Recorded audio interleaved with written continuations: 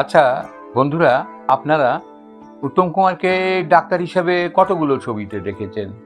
প্রথমেই সবাই বলবেন, কেন অগ্নিশ্বর, কেন সপ্তপদী, কেন সূর্যশিখা? সবই ঠিকই আছে, কিন্তু ডাক্তারবাবু হিসাবে প্রথম যে ছবিটায় উত্তম কুমার সাড়া ফেলেছিলেন সেই ছবিটাই নাম ছিল ডাক্তারবাবু।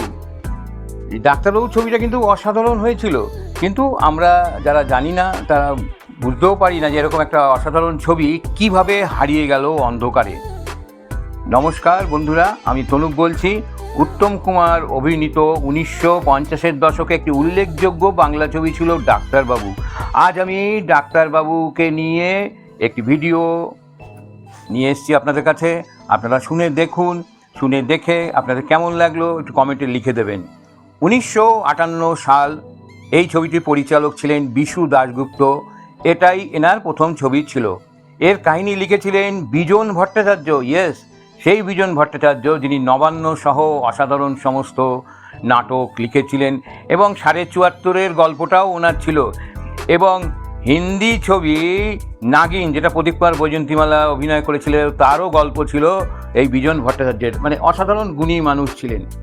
আচ্ছা, এবার আসা যাক এই ছবিতে কারা অভিনয় করেছিলেন। ডাক্তারবাবু ছবিতে অভিনয় করেছিলেন আমাদের মহানায়ক উত্তম কুমার। তখন অবশ্য তিনি অভিনয় বা অন্য কোনো দিক দিয়ে অত মহানায়ক হয়ে উঠতে পারেননি। পাশে ছিলেন সাবিত্রী চ্যাটার্জি, কাজল গুপ্ত, কমল মিত্র, সেই রাজভারী বাবা, অনুপ কুমার এবং ভানু বন্দ্যোপাধ্যায়, পদ্মা দেবী, তরুণ কুমার, অপর্ণা দেবী, গঙ্গাপদ বসু ও মনোরমা দেবী।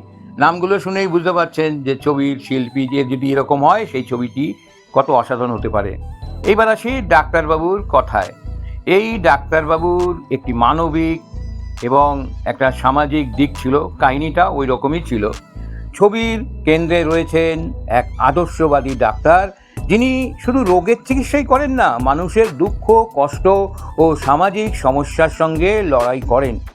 চিকিৎসা পেশার মানবিক দিক, প্রেম, পারিবারিক সম্পর্ক এবং সমাজের নানা বাস্তব সমস্যাকে ঘিরে ছবির গল্প এগিয়ে চলে। উত্তম কুমারের সংযত অভিনয় এবং সাবিত্রী চট্টোপাধ্যায়ের আবেগপূর্ণ উপস্থিতি ছবিটিকে বিশেষ মর্যাদা দিয়েছিল। ছবির গানগুলিও খুব ভালো ছিল। ছবিটির সঙ্গীত পরিচালনা করেছিলেন রাজেন সরকার, গান লিখেছিলেন প্রণব রায়, প্লেব্যাকে ছিলেন কিংবদন্তি শিল্পী সন্ধ্যা মুখোপাধ্যায়, মানবেন্দ্র মুখোপাধ্যায়। যদিও আজ এই ছবির গানগুলি খুব বেশি শোনা যায় না, মুক্তির সময় গানগুলি যথেষ্ট জনপ্রিয়তা পেয়েছিল এবং ছবির আবেগকে আরও গভীর করেছিল এই গানগুলি। ছবিটি হিট না ফ্লপ? ডাক্তারবাবু উত্তম কুমারের হারানো সুর বা সপ্তপদী বা সাগরিকার মতো বিশাল ব্লকবাস্টার না হলেও দর্শকদের কাছে সম্মানজনক সাফল্য পেয়েছিল। চলচ্চিত্রের ইতিহাসে একে সাধারণত মাঝারি থেকে সফল ছবি হিসেবেই ধরা হয়। বিশেষ করে উত্তম কুমার, সাবিত্রী চট্টোপাধ্যায় এবং ভানু বন্দ্যোপাধ্যায়ের অভিনয় ছবিটিকে অত্যন্ত জনপ্রিয় করে তুলেছিল। বাংলা সিনেমার ইতিহাসে ডাক্তারবাবু হয়তো সবচেয়ে আলোচিত ছবিগুলোর মধ্যে পড়ে না, কিন্তু এটি উত্তম কুমারের অভিনয় জীবনে একটি গুরুত্বপূর্ণ অধ্যায়। মানবিক গল্প ছিল, সুন্দর অভিনয় এবং মিষ্টি সঙ্গীতের জন্য ছবিটি আজও পুরনো বাংলা ছবির ভক্তদের কাছে স্মরণীয়।